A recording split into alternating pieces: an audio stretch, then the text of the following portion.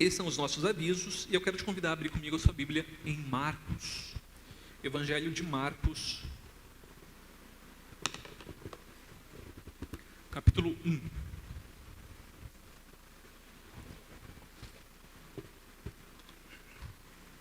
Estou numa fase meio Marcos ultimamente. Domingo passado falamos sobre capítulo 5 e capítulo 10, né? Para quem se lembra, aí o sujo e o mal lavado. Os episódios ali do Gadareno e do jovem rico foi no Evangelho de Marcos. E hoje a gente vai ficar no Evangelho de Marcos também, embora a gente vai dar uma passeada aí na Bíblia do jeito que a gente gosta, né? Marcos 1, do 12 em diante, o tema da mensagem é deserto. E diz assim o verso 12: Logo após, o Espírito o impeliu para o deserto. Ali esteve 40 dias sendo tentado por Satanás. Estava com os animais selvagens e os anjos o serviam. Muito bem, é isso. Marcos ele é sucinto, Marcos ele é econômico nas palavras. Você possivelmente conhece essa história, que está falando de Jesus, né, como você deve ter entendido. E ele está contando o episódio da tentação de Jesus. Aquele episódio que nós conhecemos a versão mais extensa dele, tanto em Mateus quanto em Lucas, é narrado, né, ali num bloco maior de versículos. Nós sabemos quais são as tentações, pelo menos 3 das centenas de tentações que eu acredito que o inimigo lançou sobre Jesus nesses 40 dias que ele passa no deserto, né? Não foram só 3. 3 é o que está revelado para a gente ali, mas foram muitas. Ele foi tentado em todas as áreas, né? Então, Mateus e Lucas, eles nos contam essa versão um pouquinho mais extensa, mas Marcos não, ele é sucinto. Em 2 versículos ele resolve a questão e fala, né, isso daí que você leu. Marcos, ele tá introduzindo, esse aqui é o capítulo 1 ainda do seu livro, ele é o evangelho mais curto de todos, né, é curtinho mesmo, até por ele ser econômico nas palavras, né. E ele está introduzindo, então, no capítulo 1, quem é Jesus, quem é esse personagem, para os seus leitores entenderem, então, o que está acontecendo aqui, né? E ele vai dar 3 relatos que vão comprovar para os seus leitores quem é Jesus e que Jesus é, de fato, Deus, é o Messias enviado, né? O primeiro fato que ele começa contando é sobre João Batista. Do verso 2 ao 8, ele começa contando sobre João Batista, sobre a sua pregação de João, né, ali apresentando o Messias, preparando o caminho para o Messias, porque essa figura de João Batista também estava profetizada no Antigo Testamento. Então, ele vai falar, olha, aquele que viria antes do Messias é João, vindo antes de Jesus. Então, Marcos começa falando de João Batista, dos versos 2 ao 8. Depois ele fala sobre o batismo de Jesus, do versos 9 ao 11. Ele apresenta o batismo de Jesus naquela versão que a gente conhece, né? Linda ali, a manifestação tríplice da Trindade. É uma das poucas vezes onde nós vemos a Trindade ali juntos, né? A Trindade na sua forma total ali, Pai, Filho e Espírito Santo. E o batismo de Jesus, isso acontece. Nós temos Deus Filho sendo batizado, depois nós temos Espírito Santo, Deus ali descendo sobre ele em forma de uma pomba, e nós temos Deus Pai falando do céu, né? Este é meu Filho amado, em quem eu me alegro, em quem eu me comprazo, em quem eu tenho prazer.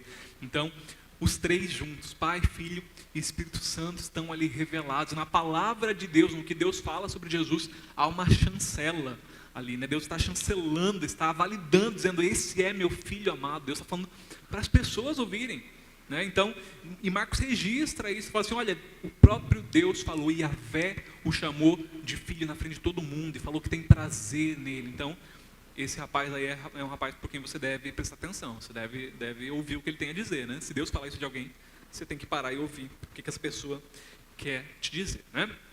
Então, a primeira, João Batista. A segunda coisa, o batismo de Jesus. E o terceiro relato, a terceira coisa que ele vai nos contar, então, para comprovar e dizer... Eu vou trocar o microfone aqui, tá? Estava funcionando direitinho na hora que a gente passou o som, né, Zanza? A Zanza falou, mas na hora que começa o culto ele quer se aparecer, ele quer estar lá, ele quer dizer que ele está aqui. Pronto, resolvido. Não dá mais problema isso aqui.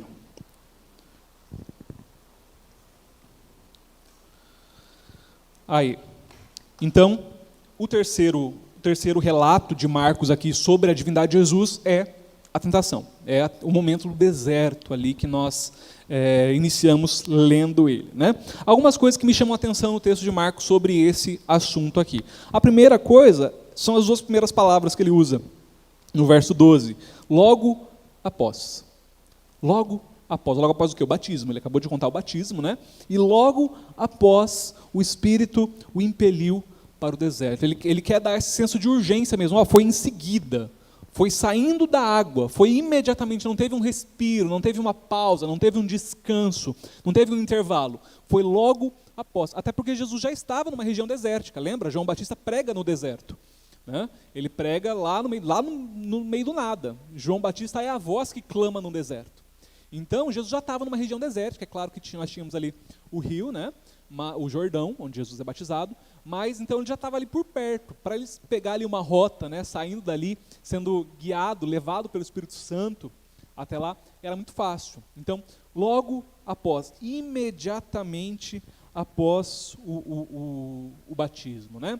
E por que isso é importante, irmãos? Porque o que tinha acontecido no batismo de Jesus? O Espírito Santo vem, desce como uma pomba e Deus fala do céu, né? Deus está mostrando publicamente, esse é meu filho amado. E agora é hora de Jesus mostrar isso para nós. Ele é o Filho de Deus mesmo. É hora dele comprovar aquilo que o Pai falou. É hora dele demonstrar isso, inclusive perante o inferno. Está na hora deles saberem com quem que eles estão lidando. E vai rolar um embate ali, né? Claro que é um embate totalmente desigual. Quando a gente fala de um embate entre o Senhor e Satanás e o diabo, não imagine ali um confronto de mano a mano, né? Não é uma coisa justa, é impensável a desproporção disso, né? Mas ainda assim, é um embate, existe, né, esse embate ali. Então, logo após o batismo, logo depois do pronunciamento, o que acontece na vida de Jesus até os 30 anos, irmãos, até o início do seu ministério? A gente não sabe. O único que vai narrar um acontecimento depois do nascimento de Jesus é Lucas lá, que vai contar um pouquinho dele com 12 anos, mas só. De resto, o que Jesus ficou fazendo, a gente não sabe. Muito possivelmente aprendendo a profissão de seu pai, José, sendo um carpinteiro. É isso que a tradição nos conta, pelo menos. E esse era o normal. Os meninos aprendiam a alfabetização e depois, ali logo já com seus 12 anos, já paravam sua vida acadêmica, a não ser que eles fossem estudar, como é o caso de Paulo, que foi se especializar, virar um PhD em teologia, a não ser que fosse o caso, ele parava os seus estudos e ia seguir a profissão do seu pai. Não tinha uma faculdade para você aprender uma nova profissão. Se seu pai era pescador, você era pescador, se seu pai era carpinteiro, você era carpinteiro, e assim por diante, normalmente. Então é por isso que a tradição nos diz que Jesus era carpinteiro. Mas a gente não tem esse relato na Bíblia. Jesus era um célebre desconhecido. As pessoas, inclusive, que veem ele, se espantam, né? Depois falam, mas esse menino aí não é filho de Maria, José? Não está aqui, os irmãos, a família dele toda aqui, a gente conhece, ele cresceu aqui na rua, era gente da gente, agora está fazendo essas coisas aí, né? A gente não sabe o que aconteceu. Jesus estava lá vivendo a vida dele normal. É no ato do batismo que é uma pronunciação ali dos céus. Então o reino humano e o espiritual ali agora sabem, esse é o Messias, e agora o negócio vai apertar, porque agora há uma tomada de posição, o exército agora se preparou e vai começar a guerra.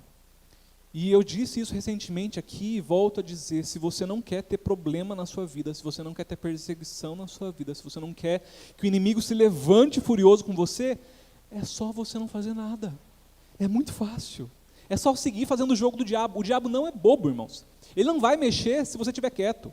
Se você estiver fazendo a vontade dele, ele vai ficar na dele. Porque não é interessante ir te cutucar para você se despertar para a vida, né? Ele não vai mandar uma aprovação para você correr para Deus. Ele não é bobo, né? Ele está aqui muito mais tempo que a gente. Então, assim, não quer ter problema? Fica quietinho. Só fingir que nem é crente. Segue fazendo o jogo dele. Você vai viver uma vida tranquila, uma vida mediana, até que você se encontre com Deus e você fique envergonhado por essa vida que você viveu. Sem problema, mas também sem nunca se posicionar como filho de Deus. Também sem nunca fazer nada daquilo que você sabia que Deus exigiu de você. Mas assim, não quer ter problema, a receita é essa. A partir do momento que você se colocar de pé e falar, eu sou um filho de Deus, o negócio vai começar a apertar para você. Foi assim com Jesus, você acha que vai ser diferente com você? Quando você se posicionar como filho de Deus e falar, basta, chega de viver para mim mesmo, chega de viver fazendo as obras da carne, chega disso, agora vai ser diferente. O negócio complica. Lembra de Esther, Mordecai?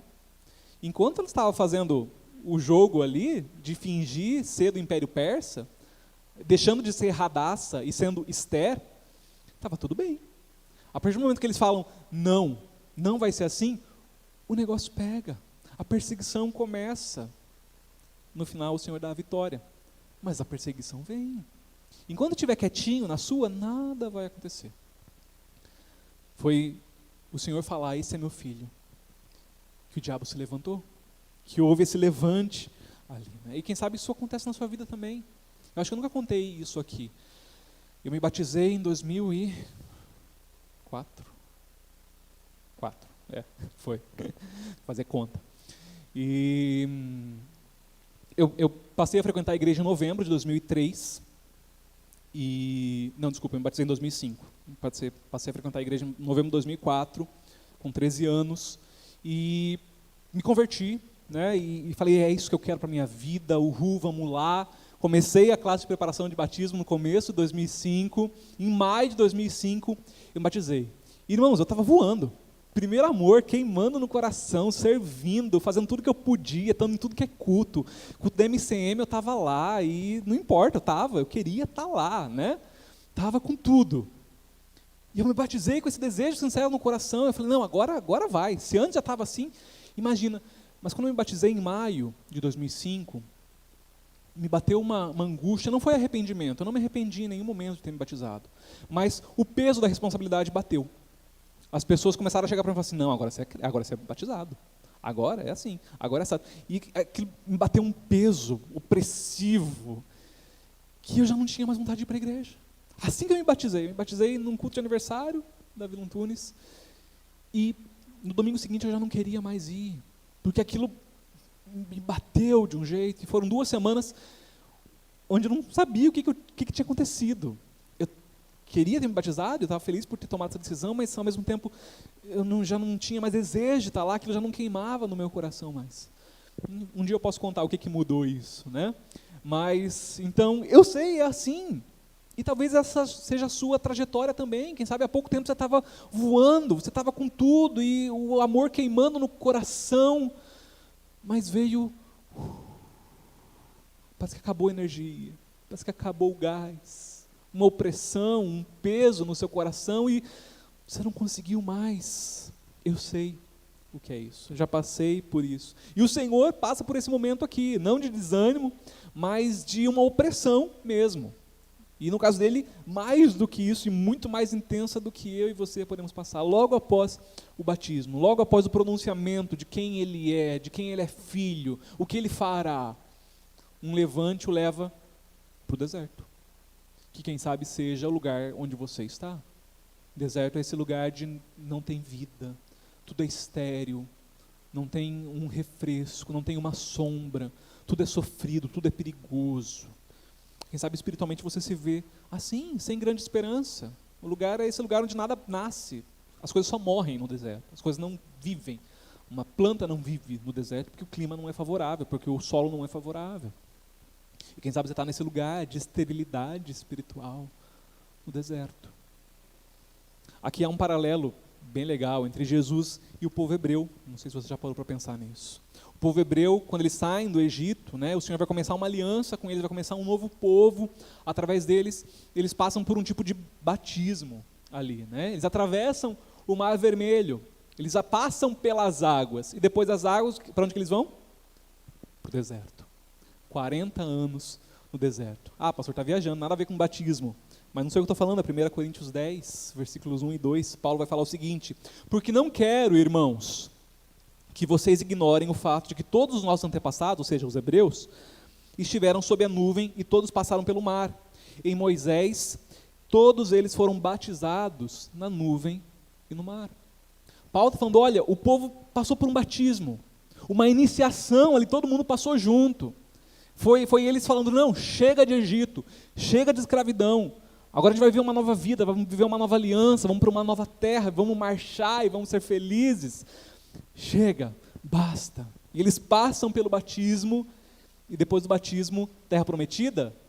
Não, deserto. 40 anos de deserto. E agora as coisas estão se repetindo. Jesus passa pelo batismo, e logo depois do batismo, não 40 anos, mas 40 dias de deserto. Não é a glória logo depois do batismo, logo depois da palavra do Senhor. É luta, é tentação, é deserto, é opressão. E é maravilhoso, Deus é um autor sensacional. Lá no passado, ele falou assim, olha gente, quando eu estou formando um novo povo, quando eu estou fazendo algo novo, esse é o meu modo de agir. Quando eu vou formar uma nova aliança com o povo, quando eu vou dar uma nova história, quando eu vou mudar algo, eu fiz assim, eu tirei o povo, eu passei pelo batismo, e eu passei pelo deserto, e aí eles estão prontos. E aqui ele está repetindo o processo como se ele estivesse dizendo, olha, eu estou fazendo de novo, eu estou recomeçando um povo, eu estou resetando e começando de novo. E eu estou fazendo da mesma forma para ficar bem claro, bem ilustrativo para vocês, de que é a mesma coisa, de que é um novo povo, uma nova aliança que eu estou fazendo agora, através de Jesus, o cabeça, né? o novo cabeça do seu povo, de um novo povo aqui. E por que eu estou falando isso? Porque talvez para você que se vê numa situação de deserto, e todos nós já passamos por isso, você nunca passou, você vai passar. Quem sabe você se vê na situação atualmente, você acha que é o fim. Você fala, não, acabou para mim, acabou. Eu já tive muito bem, eu já tive ao lado do Senhor, mas agora eu não tenho força, agora eu oro e a minha oração não produz nada. Eu falo com o Senhor, eu canto e aquele fogo que queimava no meu coração não arde mais. Eu estou sozinho, mesmo cercado de gente. Isso é o deserto espiritual. E quem sabe você julga é o fim. Acabou para mim, acabou, não tem mais. E, irmãos, muitas vezes o deserto não é o fim, é o começo, é um recomeço. Foi assim com o povo hebreu, foi assim com o ministério de Jesus, e muitas vezes vai ser assim na sua vida. Não é o fim. Às vezes o deserto é um novo começo do Senhor, é um novo processo, uma forma que Ele tem de agir na minha e na sua vida. Deserto é maturação, é um tempo de ser aperfeiçoado, de ser amadurecido, de crescer. Davi é ungido ainda um menino como rei, lembra da passagem lá? O profeta vai até a casa do seu pai e manda chamar os filhos, sabe que tem que ungir um dos filhos dele ali, de Jessé, e enfim, quem é ungido é o caçula, é o menorzinho que está lá cuidando das ovelhas no pasto. Uma criança ainda. E Deus unge como rei. Mas Deus não pega uma criança recém-ungida e coloca no trono de Israel. Não. Ele foi ungido, ele tem um chamado. Tem um ministério maravilhoso pela frente, mas ele vai passar por um processo de maturação. Ele vai passar por um momento de deserto na vida dele. Luta, perseguição, Saul vai tentar matar esse menino inúmeras vezes. Gigante, leão, urso, caverna, noite sem dormir, a fé sendo testada. Até que quando ele chega lá na idade adulta, ele vai se tornar um rei. Ele vai ser colocado sobre um trono, um grande rei com um coração humilde, porque passou por uma fase de deserto, que maturou, que cuidou daquele coração jovem ali. José, o Senhor não podia pegar aquele José na casa do pai dele, que era um filhinho de papai, que era um mimadinho, que adorava esfregar na cara dos outros, que ele tinha sonhos especiais, que tinha uma túnica especial que o papai deu para ele. Deus não podia usar esse menino. Ele vai parar no poço, ele vai parar no mercado de escravos, depois ele vai parar na cadeia, injustamente. Ele vai sendo maturado nesse deserto, nessa solidão, nessa inquietação, até que ele está pronto para ser colocado como governador do Egito. Faz parte, irmãos. Deserto faz parte da caminhada cristã. De novo, foi assim com Jesus, foi assim com Davi, foi assim com José. Conosco não é diferente. Faz parte. Uma outra coisa, então, primeira coisa que chama atenção, logo após o batismo, imediatamente começa a prova. É só tomar posição, é só se levantar que o deserto começa. Não só isso, o Espírito o impeliu para o deserto. Não sei se você fica com essas curiosidades, né? O que essa palavra quer dizer? Como assim impelir, né? Eu fui atrás da definição no dicionário. O que é impelir? Você sabe o que é impelir? Não é uma palavra que a gente usa no dia a dia, né? Impelir, segundo o dicionário, significa atirado com força, lançado. Tem aqui um exemplo. Bola impelida em direção ao gol. Coagido, constrangido. A questão não é que Jesus não queria ir, né, e estava resistindo, se agarrando ali a roupa de João Batista, o Espírito arrasta. Não, não é isso. Não é que ele não queria ir. Mas a ideia de impelir aqui, Marcos coloca essa palavra dizendo, olha, era algo inegociável. Era inevitável que ele fosse ao deserto. Tinha que acontecer. Seria assim. Era inevitável. Não é assim, você quer ir para o deserto? Não, não quer. Mas ele foi impelido.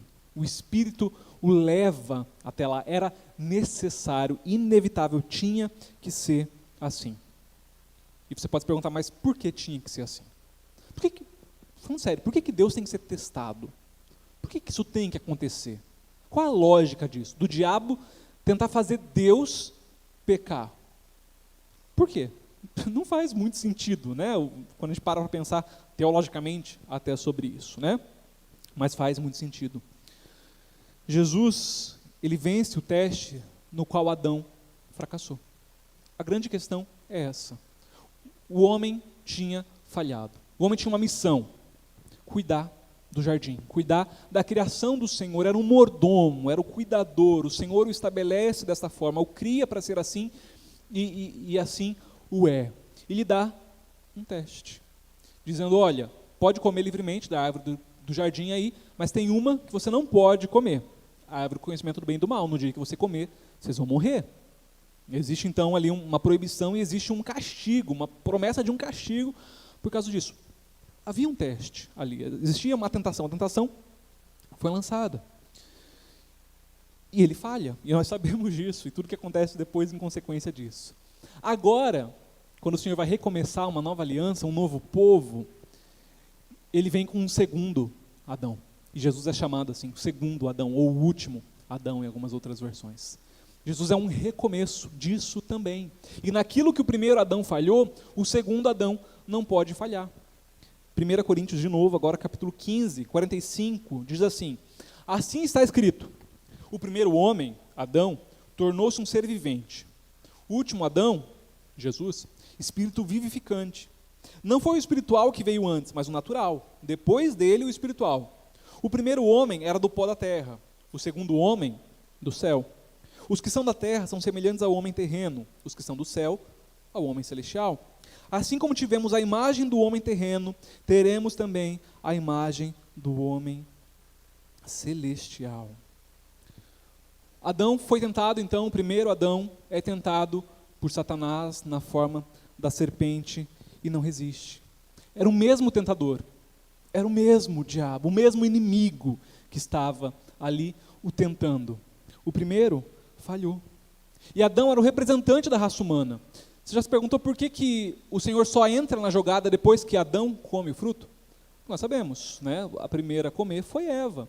Mas enquanto Eva come, nada muda, né? Há um silêncio ali. O Senhor entra na história e as coisas mudam e os olhos dos dois são abertos depois que Adão come o fruto. Já parou para pensar nisso? Porque a representante não era Eva.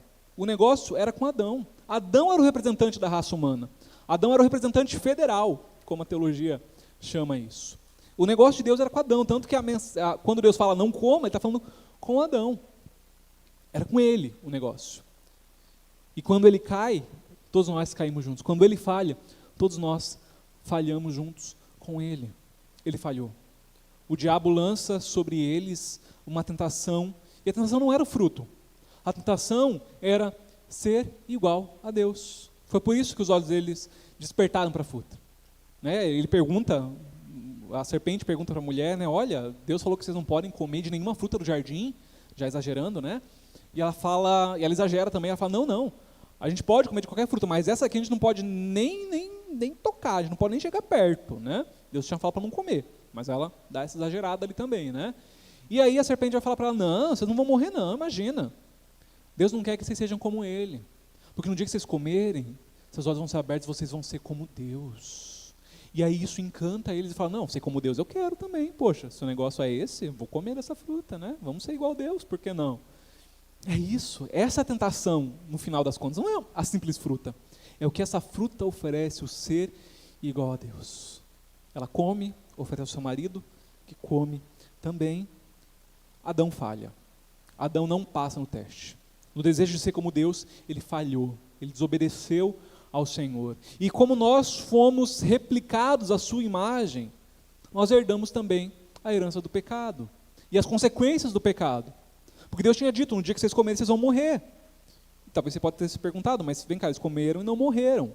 Morreram espiritualmente, foram afastados de Deus. Morte é separação. Eles foram espiritualmente mortos, separados do Senhor, e por isso nós nascemos espiritualmente mortos. E precisamos de alguém que nos vivifique, para que nós nasçamos de novo, porque espiritualmente nós somos natimortos. Nós já nascemos mortos. Nós precisamos do Espírito vivificante em nós. Por quê? Porque nós, junto com Adão, falhamos no teste. Porque a imagem do primeiro Adão, nós também falhamos. Nós também queremos ser como Deus. Nós também erramos, pisamos na bola. E aí quando o primeiro homem, quando a humanidade cai, o homem que deveria ser o mordomo, o cuidador desse mundo, falha na sua missão, ele passa a bola. E agora, Satanás, o diabo, passa a se arvorar como o príncipe deste mundo. João 12, 31, Jesus falando sobre isso, ele diz: chegou a hora de ser julgado este mundo, agora será expulso o príncipe deste mundo. Mas, conjunção adversativa, mas, ou seja, agora o negócio vai mudar. Mas, eu, quando for levantado da terra, atrairei todos a mim. Até agora ele era o príncipe deste mundo, Jesus está falando isso. Jesus está falando, ele quer o título? Deixa ele ficar com o título, tá bom. Ele venceu o mordomo, o homem deveria ser o cuidador, não aguentou o tranco, passou a bola para o diabo que tem devastado, que tem se achado rei sobre isso aqui, se intitulado príncipe deste mundo, mas não vai ser assim para sempre. Jesus mudou. Porque naquilo que Adão não resistiu, Jesus resistiu. Por isso o deserto era inevitável. A tentação tinha que acontecer. E de uma forma muito maior. Adão peca no paraíso. Adão não precisava daquela fruta. Ele não estava com fome. Ele estava bem, ele estava num lugar paradisíaco. Mesmo, era o paraíso. Um jardim maravilhoso. Podia comer à vontade. Uma vida boa, tinha uma esposa, tinha alguém ali junto com ele, tinha todos os animais ali, e nenhum deles era selvagem, era maravilhoso. E ele peca lá. Agora o negócio tinha que ser muito maior. Agora a vitória não podia mais ser num simples jardim, porque seria equivalente, não, tinha que ser muito mais profundo. Então agora é um deserto. Agora você vai ser tentado por comida, não é no lugar onde você está farto de comida. É num lugar onde não tem comida nenhuma. É num lugar onde não tem vida nenhuma. E depois de 40 dias sem comer. Agora é muito mais complexo. Porque agora Deus está na jogada. Porque agora Jesus está ali. E se nós herdamos o pecado de Adão, se em Adão nós caímos, o que 1 Coríntios 15 vai nos dizer é que no segundo Adão, no qual agora nós também somos moldados à imagem, porque nós herdamos a imagem e o pecado do primeiro Adão. Mas do segundo Adão nós também estamos sendo transformados à sua imagem, nós também herdamos agora a sua justificação.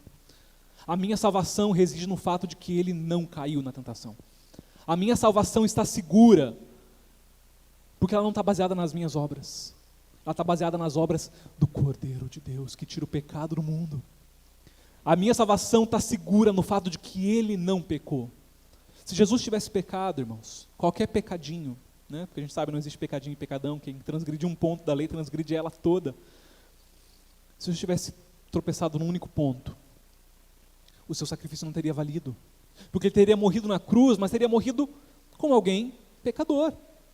Alguém que só pode pagar pelos seus próprios pecados.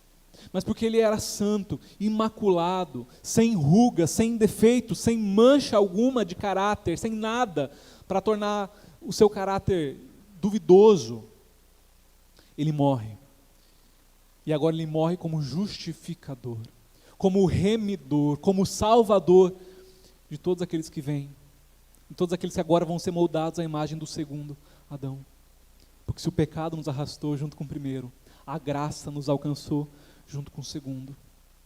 Porque a minha salvação, se a minha morte, se o inferno no qual eu estava decretado, estava lá no Éden, a minha salvação foi decretada lá, no deserto, que Jesus vence, e depois, eficazmente, no Gólgota. E para carimbar de vez, no sepulcro vazio. A minha salvação não está em mim, não está em quem eu sou. Por isso não tem como eu perder a salvação. Se tivesse como perder, acredite, eu teria perdido. A minha salvação está segura em Cristo. E agora o que acontece é que eu, a cada dia, sendo moldado à imagem do segundo Adão, tendo a sua imagem fixada em mim, luto para vencer também o pecado, para resistir também às tentativas de Satanás, para resistir também ao desejo de fazer as coisas na força do meu braço, de querer ser como Deus. Porque todas as tentações, irmãos, essa é a base. Foi essa tentação para Adão e Eva, foi essa tentação para Jesus. Não, para quem ficar sofrendo aí? Imagina, faz alguma coisa, transforma a pedra em pão. Não, que isso? Pula daqui, Deus vai ser obrigado a te sustentar. Para que isso? Você é o próprio Deus, imagina se submeter a isso. Brilha, garoto, vai lá. E no fundo, todos os pecados têm isso. Porque toda vez que você peca, você está dizendo, eu sou o Senhor da minha vida. Eu sou como Deus. Deus me diz para eu não fazer, Deus me diz que isso é errado, mas eu quero. E numa luta entre a minha vontade e a vontade de Deus, a minha vai prevalecer. Eu vou fazer isso, porque eu sou o Senhor da minha vida.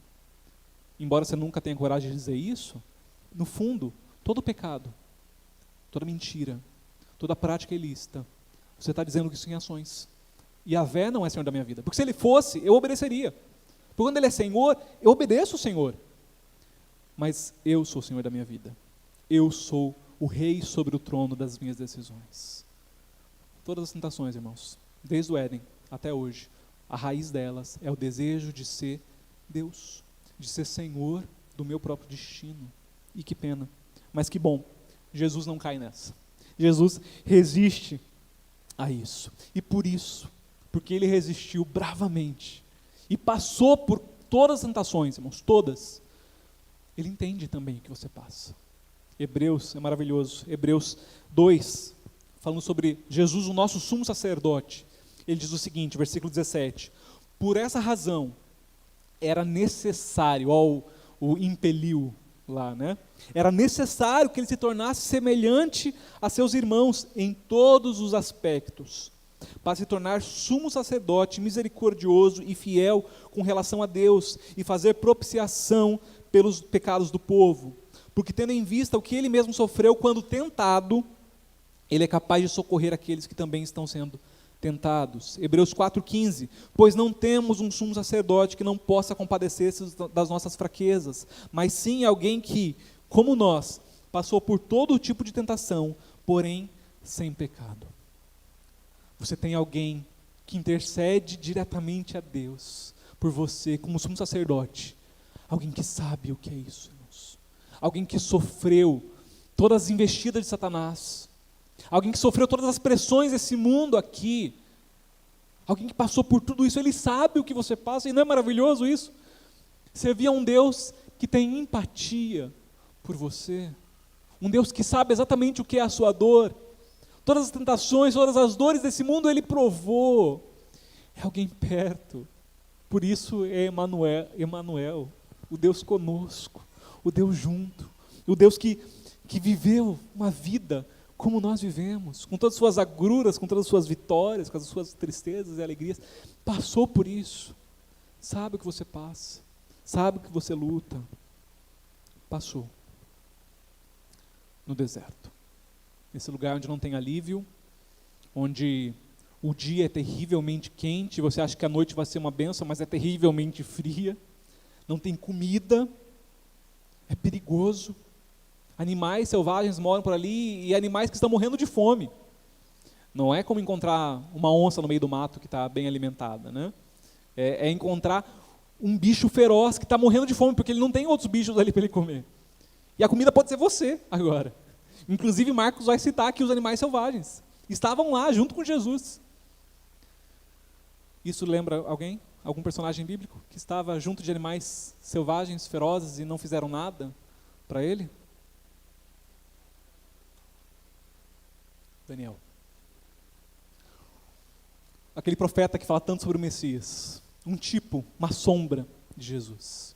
Porque conter animais selvagens, Irmãos, animal selvagem implica que não tem como conter ele. Ele não é um animal domesticado, que você conseguiu domar ele. Não, ele é selvagem, ninguém segura. Apenas um pode segurar, Deus. E o Deus que fecha a boca dos leões lá na cova de Daniel é o Deus que fecha a boca de qualquer animal feroz, hienas, chacais, seja, sei lá que bicho que tinha ali no deserto. Mas o seu servo sai ileso dali. O seu filho sai vitorioso dali, sem nenhum machucado, sem nenhum arranhão. Porque a presença de Deus estava com ele, porque a promessa de Deus estava com ele, como estava lá com Daniel também. Uma outra coisa que chama atenção no relato de Marcos aqui, se você ler Mateus e Lucas, essa mesma passagem, você vai ver que existe um momento onde Jesus expulsa o diabo e ele vai embora. Existem esses momentos, né? Em Jesus toca Satanás dali e vem os anjos e o servem, né? E pronto, acabou. Em Marcos, você não vê isso acontecendo. Nós tínhamos o diabo lá, nós temos o tentador lá, Jesus não cede à tentação, vem os anjos, o adoram, mas assim, Marcos não dá a entender, não nos diz que o diabo saiu dali, né? Talvez, só pelo fato de que ele é econômico nas palavras mesmo, mas eu acredito que tem algo mais. Eu acredito que Marcos entendia que aquela era uma batalha que foi vencida de forma brilhante, sem dúvida, mas que a guerra não tinha acabado ainda. Que o diabo continuaria rondando ainda e continuaria tentando ainda vencer o Filho de Deus. Como nós sabemos, aconteceu. Você já parou para se perguntar por que tem tanto endemoniado no Novo Testamento e não tem nenhum no Antigo? Você já reparou nisso? Nos evangelhos, de cada 3 páginas, cai uma pessoa possessa. Jesus estava andando na rua e caía gente possessa, endemoniada. Né? De novo, falamos de um que estava com uma legião. Mas é um fenômeno que a gente não vê no Antigo Testamento. Em nenhum momento é falado de demônios possuindo pessoas no Antigo Testamento. É o que se inaugura agora. Parece que é uma tentativa desesperada do inferno de causar alvoroço, de causar algum tipo de dano. O diabo, depois de ter sido derrotado ali, ele ficou mais furioso ainda. E começa a atacar pessoas perto. Se não consegue atacar o próprio Jesus, começa a atacar perto. Usa a vida de Pedro, um amigo próximo de Jesus. Lembra? Lá em Pedro, a gente falou nisso do soldado ferido. Mateus 16. Pedro chega para ele e fala, não, imagina, você não vai morrer não. Imagina, que cruz, que nada. Você é Deus, cara. A mesma ladainha do diabo lá de trás, né? Imagina, se você pular daqui, está tudo bem. Imagina, cruz, nada a ver. Jesus fala para ele, aparta-te de mim, Satanás. O diabo de novo tentando. No final da história aqui, Judas, um dos 12. O texto diz, em Lucas 22, que o diabo entrou em Judas. E o traiu Jesus por causa disso. Sem saber que estava dando um tiro no próprio pé, né? Era bem pior para ele que Jesus morresse. Mas tenta de novo, né? Não sei o que ele tinha em mente, não sei, talvez ele achou que Jesus ia fazer alguma coisa ali para se livrar de Judas. Não sei o que ele pensou, mas não deu certo, né? Mas tentou. A guerra continuou. O diabo continuou tentando. Ele não desistiu da primeira. Assim como não desiste de mim e de você também, irmãos. As lutas são constantes. Em maior ou menor grau, em tempos de refrigério ou de aperto, as lutas vêm. O nosso inimigo, ele recebe esse nome não é à toa. Não é à toa que ele é chamado de inimigo, de adversário. É porque ele de fato é seu inimigo. E ele não está brincando de ser inimigo. Ele, a todo tempo ele está à espreita de nos pegar. Mais uma coisa curiosa. Quem é que leva Jesus para o deserto? Quem? O Espírito Santo leva Jesus para o deserto. Às vezes a gente esquece disso, né? Não dá uma impressão que é o diabo que levou lá? Às vezes a gente tem essa sensação, né? De que, não, foi plano do diabo, foi ele que quis. Não. Foi o Espírito Santo, foi Deus que levou ele para o deserto, irmãos. Era plano de Deus. Foi Deus quem quis assim. Às vezes a gente está passando pelo deserto e você acha que é obra do diabo. Não, isso aqui é um inimigo furioso contra a minha vida. Não, irmãos. O diabo não te leva para o deserto. Porque no deserto, você tem uma tendência a correr para Deus. O diabo não te leva para lá. O diabo usa o deserto para te tentar, muitas vezes. Isso sim, como tentou com Jesus. Mas ele não te leva para lá. Ele usa de todas as artimanhas, inclusive do deserto. Mas foi o Espírito Santo, foi Deus quem leva Jesus para o deserto. E há um perigo em você atribuir ao diabo uma obra de Deus. Por causa disso, Jesus dá uma bronca nos fariseus, né? Jesus vai lá e expulsa um demônio, ali em Mateus 16, desculpa, em Mateus 12, e os fariseus falam, ele faz isso porque ele está cheio de demônios, daí é Beelzebu através dele. E Jesus fala, ei, foi longe demais, hein? Longe demais. Fala contra o Filho, ok. Fala contra o Espírito Santo, aí você passou dos limites. O que era isso? Ele estava dizendo, olha, vocês estão atribuindo uma coisa que Deus fez ao diabo. Isso é blasfêmia contra o Espírito. É não conseguir reconhecer a ação de Deus na sua vida. Contra isso não há perdão. Então cuidado, irmão, para não chamar de algo que Deus está fazendo na sua vida, um processo de Deus na sua vida, achar que é o diabo. Nem tudo é o diabo. Nem tudo. Às vezes o deserto faz parte, é propósito de Deus para você também. Aprenda a encarar e aprenda a vencer o diabo no deserto também. Como é que Jesus vence o diabo? Aqui Marcos já não nos diz, né? Como eu falei, ele não nos conta os detalhes disso aqui, mas nós temos os outros evangelhos, os sinóticos ali. E nós sabemos, Jesus vence com a Bíblia. Jesus vence usando a Bíblia. A primeira das 3 tentações que são citadas, como já disse, com certeza houve muitas outras, só 3 são citadas. A primeira das que são citadas é transformar uma pedra em pão. Faz alguma coisa. Dá um jeitinho. Para que ficar sofrendo? Para que passar fome? Você pode fazer alguma coisa. Por que esperar por Deus fazer por você, se você pode fazer? Vai lá, menino. Faz aí o que você sabe. Vai lá, faz alguma coisa. Dá um jeitinho.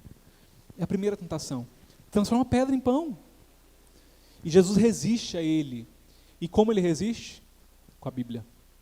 Com a Bíblia. Jesus cita, Deus cita a Bíblia. E você achando que você não precisava ler a Bíblia, né? E você aí com preguicinha de ler a Bíblia. Deus lia a Bíblia, irmãos. A passagem lá do Evangelho de Jesus, criança, diz que ele vai para o templo ler. Não é todo mundo que tinha uma Bíblia em casa. As pessoas não tinham Bíblia no celular naquela época, né? Os rolos ficavam no templo, na sinagoga. E as pessoas iam até lá para ler. Dificilmente alguém contratava um escriba para fazer uma cópia para si. Só os ricos tinham cópias dos rolos em casa. As pessoas humildes, como Jesus, iam para o templo. E lia lá, e tinha todo esse esforço. Jesus, o cara que escreveu a Bíblia, aquele que inspirou a Bíblia, ia ler a Bíblia. E você com preguiça. Você com um monte de Bíblia na sua casa, com Bíblia no seu celular, não lê a Bíblia.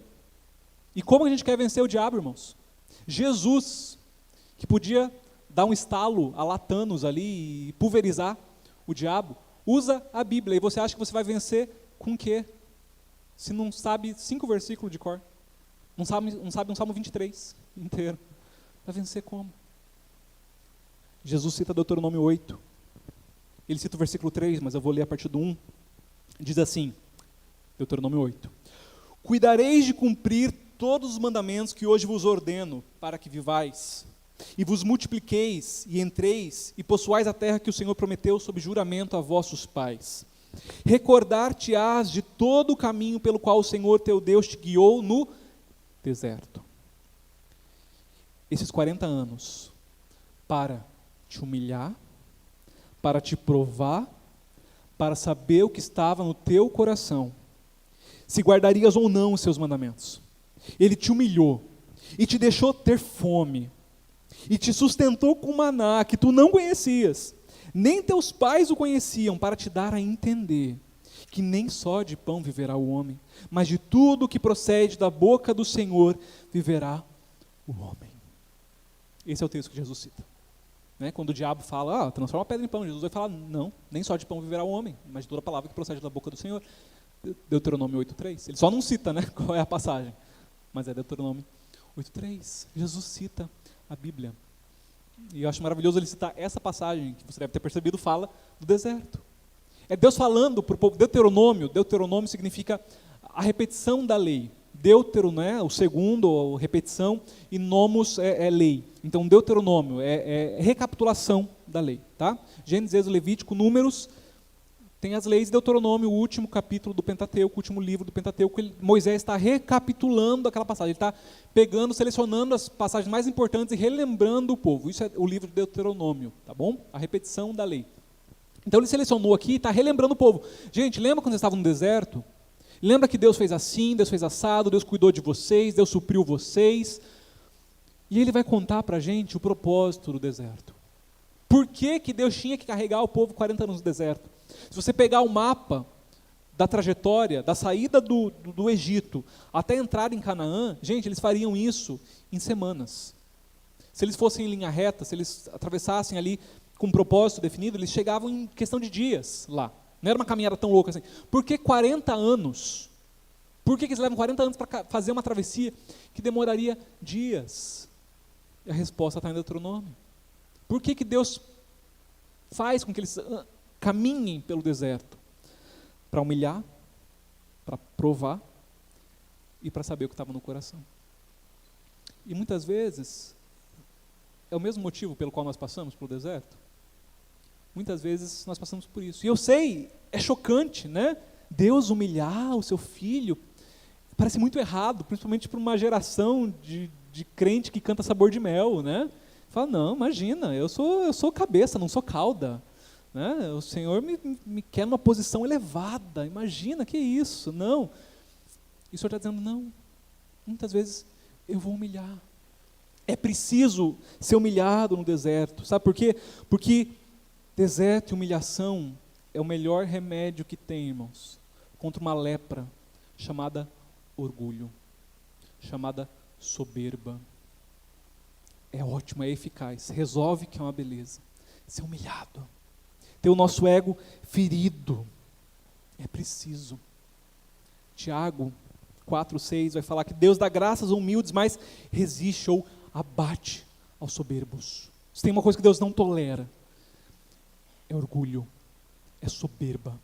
Ele quebra, ele mói, para mostrar quem Ele é e quem nós somos. Nós somos pó. Às vezes é no deserto que isso se prova. Nós somos humilhados, nós vemos que nós não temos força.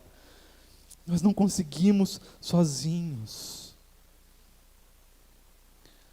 Era necessário que passássemos por isso. Quantos casos nós conhecemos, irmãos? Quantos casos você já ouviu falar de pessoas ruins, que foram ruins a vida inteira, mas chegou no final da sua vida, foram cuidadas por aqueles que eles mais maltrataram. Uma humilhação para o ego. Quem sabe você falou, nunca mais olha na minha cara para alguém. E aí é essa pessoa que vai te ajudar quando você está atravessando o deserto. Quem sabe você falou, eu não quero ver nem pintado de ouro. E é para essa pessoa que você vai ter que pedir ajuda, irmãos. E é necessário, às vezes, a gente ser humilhado. Sabe por quê? Porque às vezes a gente se vê como o mocinho da história. Né? A gente sempre acha que a gente é o certo. Né? Conta a história de José, a gente se identifica com quem? Com José. Eu sou o injustiçado da história. Né? Todo mundo é mal comigo. Mas, irmãos, às vezes a gente é o irmão de José. Às vezes a gente é aquele que machuca. Você já parou para pensar nisso? Que às vezes você não é o ofendido, você é o ofensor? Que às vezes as suas ações, mesmo sem saber e sem ser intenção, ferem pessoas. As palavras bem intencionadas que você tem, às vezes machucam e ficam remoendo e fazem pessoas perder o sono. Você já parou para pensar nisso? Às vezes dentro da igreja. Nós somos um hospital, é um monte de gente aqui doente. E às vezes a gente se machuca. Ferro com ferro se afia, né? Não é isso que fala o texto sobre comunhão? Só que ferro com ferro também sai faísca às vezes, né? Há machucados, e às vezes acontece. Às vezes nós machucamos os outros, irmãos. E o Senhor às vezes vai precisar nos humilhar para nós entendermos. Nós precisamos pedir perdão. Nós entendemos que aquela nossa posição é arrogância, de achar que nós estávamos certos, que nós somos os ofendidos. Às vezes Deus vai precisar nos levar para o deserto e falar, não é bem assim. Não é bem assim. Os irmãos de José tiveram que ir lá se humilhar, depois de anos, achando que seu irmão estava morto. Pedir comida para quem? Para o irmão que eles venderam, sem saber. O Senhor faz umas coisas que só Ele faz. João 15:5, Jesus falando, eu sou a videira, vocês são os ramos. Se alguém permanecer em mim e eu nele, esse dá muito fruto, pois sem mim, vocês não podem fazer coisa alguma. O deserto é essa lembrança, irmãos. O deserto é esse lugar onde às vezes a gente ora e a gente não vê, a gente não ouve a voz de Deus, a gente não sente o arrepio da presença de Deus. É terrível, mas é necessário para te relembrar: eu não sou Deus na minha vida. Sem Deus eu não sou nada. Sem Ele eu nada posso fazer. Eu não sou a fonte de poder, não sou eu que mudo vidas, não sou eu que determino as coisas, é Deus. E sem Ele eu não posso fazer nada. Mas a gente só percebe isso depois de ser apertado, humilhado. Segunda coisa pelo qual Deus leva o povo ao deserto, para provar. Então, quando nós estamos muito bem, e nós começamos a nos achar muito bons, o Senhor precisa nos humilhar, né? Mas, às vezes, quando a gente está muito mal, o que vem não é humilhação, é provação. Porque provação vem dos momentos difíceis, irmão. Já viu alguém na beira da praia, na beira da piscina, tomando um suquinho, com a conta cheia, falando assim: ai, que prova. Ai, Deus, por quê? Não, né? Não vê. É no dia da angústia, é no dia mal que a gente se sente provado, né? Fala: Senhor, por que comigo? É nesse dia que o negócio aperta, irmãos. É no dia que o filho ficou doente, que você gastou o dinheiro para pagar a conta de luz com remédio, é no dia que o gás acabou, é no dia que a fatura do cartão veio e estava estourado. É nesse dia que você acha uma carteira cheia de dinheiro na rua, com os documentos tudo lá, identificando o cidadão. É nesse dia que a prova vem. É nesse dia que você é forjado. É nesse dia que você é provado. É no dia de aperto. É no dia que está difícil. É no dia que aquele dinheirinho do suborno, de fazer vista grossa para algo errado no trabalho, sabe aquela proposta: não, só assina aqui e finge que foi assim e a gente dá uma parcela para você. Essa proposta vai vir, irmãos, no dia mau. Não é quando você não está precisando de dinheiro, não. É no dia que você mais está precisando. E aquilo era a quantia exata que eu precisava. E é nesse momento que você vai ser provado, que você vai ser espremido para ver que suco que sai de você, o que sai de dentro de você, se é algo bom ou ruim. A prova, irmãos, é deserto, é algo ruim, é algo que ninguém queria passar por lá, porque na provação geralmente a gente reage a ela, né? A ação é algo que você controla. Espero que você seja o tipo de pessoa que pensa antes de agir, né? Em nome de Jesus, seja isso, né? Antes de falar, antes de agir, pense. Mas, então antes da ação a gente pensa, a gente calcula, a gente vê os danos que isso vai causar e escolhe se vai agir ou não. Na reação, a gente não tem tempo de fazer esses cálculos. A gente põe para fora, né? A pessoa te deu uma fechada no trânsito, como é que você reage? A pessoa te deu um tapa na cara, o que você faz? É na reação que a gente mostra quem a gente é. A gente não tem tempo de colocar a máscara social e fingir ser alguma coisa, não. Porque a boca fala que está cheio o coração, Lucas 6,45. Então a prova é necessária, muitas vezes, para a gente avaliar o que vai no nosso coração. O texto fala que para descobrir o que vai no seu coração, irmãos, quem precisa descobrir o que vai no coração não é Deus. Deus já sabe o que vai no seu coração, Ele é onisciente. Ele sabia o que ia no coração de Abraão antes de pedir por Isaac. Quem que precisava descobrir? Abraão. Quem precisava descobrir o que ia no coração dele, quem precisava elencar as suas prioridades, quem precisava descobrir quem era a prioridade na sua vida, era Abraão. Somos eu e você. Nós precisamos no dia da prova, no dia de ser espremido, no dia do deserto, passar por aquilo e saber: uau, de fato o Senhor está mudando, porque antes eu agia diferente, mas agora o Senhor tem dado força, obrigado, Senhor. Ou então: Senhor, está muito difícil, ainda preciso melhorar nesse ponto, ainda tem essa falha de caráter, ainda tem esse ponto na minha vida que eu preciso mudar, eu não estou conseguindo, ou eu falhei. Nós precisamos ser constantemente avaliados, irmãos. Avaliar o que vai no nosso coração. Eu já contei aqui, eu acho, quando eu fui para Curitiba fazer o seminário, fui em 2009, eu tinha 17 anos quando eu fui daqui. E dos 13 aos 17, né, eu trabalhei em tudo na igreja, tudo que você possa imaginar. Eu fui sonoplasta, cantei no louvor, dirigi culto, liderei jovens, fui professor de adolescentes, fiz tudo que dava. Eu estava acostumado a fazer tudo. E eu saí de Cajati sendo um menino que ia ser pastor. sendo aquele que estava indo para o seminário. E eu gostava disso. Só que daí eu cheguei em Curitiba, e eu fui morar com mais 20 caras que estavam fazendo seminário. E eles não achavam nada demais eu estar fazendo seminário. Para eles era, tá bom, mais um. Daí eu fui congregar numa igreja onde tinham 5 pastores e 10 seminaristas. Eu comecei a frequentar e uma coisa começou a me inquietar que eu não tinha percebido antes. Eu sentia falta do reconhecimento. Eu não tinha me dado conta, eu não fazia isso pensando em ser reconhecido, pensando em um tapinha nas costas, pensando em ser elogiado, não. Havia um desejo sincero de agradar a Deus no meu coração, mas quando isso foi tirado de mim, quando o deserto veio, e na ausência daquilo, eu percebi isso me faz falta. Eu tenho sede de reconhecimento, eu tenho fome de ser reconhecido, de as pessoas me aplaudirem. E quando eu percebi isso, e eu percebi que era um ídolo no meu coração, e que eu ia precisar matar esse ídolo, como Abraão oferecendo Isaac no altar, aquilo era caro para mim, e foi dolorido. Mas eu falei, eu não vou fazer nada, eu não vou me apresentar para o serviço, eu não vou aparecer em lugar nenhum, até que isso morra em mim. E foi difícil, irmãos, foi difícil. Ir para a igreja, voltar para casa, e todo dia ninguém nem sabia que eu estava lá. Tanto que você perguntar para qualquer um da Água Verde, eu cheguei lá em 2009, o pessoal só lembra de mim a partir de 2011. Porque até então eu ia, sentava quietinho, e foi assim. E aquilo morreu em mim, morreu. E precisava morrer, precisava. Porque para o dia que eu estivesse aqui pregando, eu saber, não sou eu. E pregar e aparecer no YouTube, e isso não é nada. E eu posso adorar a Deus lavando o banheiro, e carregando cadeira, e varrendo, e fazendo qualquer outra coisa. Mas o processo foi dolorido, irmãos, doeu. 2 anos de um deserto ali que machucou. Às vezes você precisa conhecer o que vai no seu coração. E é no deserto que você vai reconhecer. Às vezes você não vai perceber no dia a dia, mas no deserto você percebe. No deserto, quando aquilo é tirado de você, você fala, que vontade.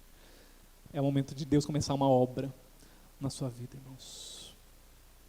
Deserto é necessário, sequidão é necessária. Tem uma coisa na agricultura chamada crise hídrica. Você gosta de plantas, você deve saber disso, né? Que às vezes se você der água o tempo todo para as plantas, elas ficam fracas. Elas precisam às vezes passar por um estresse hídrico, que é o quê? Um período de sequidão. É um período sem água, ou com o mínimo necessário só para não morrer. Porque é nesse período que a planta fica mais forte. É quando não tem água na superfície, porque enquanto tem água na superfície, rega a terra todo dia, a raiz fica ali bem de boa. Fala, não, está aqui, a função da raiz é ir atrás de água e minerais. Né? Se você dá sempre de mão beijada para ela vai ficar ali na superfície, bem de boa. O que acontece com uma árvore que está com raízes só superficiais? No primeiro vento, ela desmorona. Às vezes é preciso deixar um período sem água, porque essa raiz ela vai se afundando no solo atrás dos lençóis de água, atrás de uma terra mais bem adubada. E ela vai se aprofundando, e isso vai fortalecendo a árvore. Porque no dia mau, no dia do vento, ela está com a raiz funda, lá no solo rochoso. Está lá fundo. O Senhor sabe disso. Ele é o bom agricultor. Ele cuida de uma videira como ninguém. Ele falou, eu sou a videira, vocês são os ramos. Nem sempre vai ter água, irmãos. Nem sempre vai ter com a abundância que a gente queria. Às vezes precisa de um solo seco. Às vezes precisa de um deserto na nossa vida para a gente aprofundar a raiz. Quando tudo é tirado, a gente tem o Senhor. A gente fala, Senhor, eu precisava de Ti. Porque eu precisava de fome.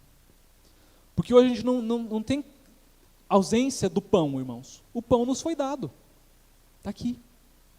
Nos alimenta, nos sacia. Nosso problema é que agora a gente não tem fome. A gente é ingrato. E às vezes a gente precisa ir para o deserto para a gente sentir fome de Deus.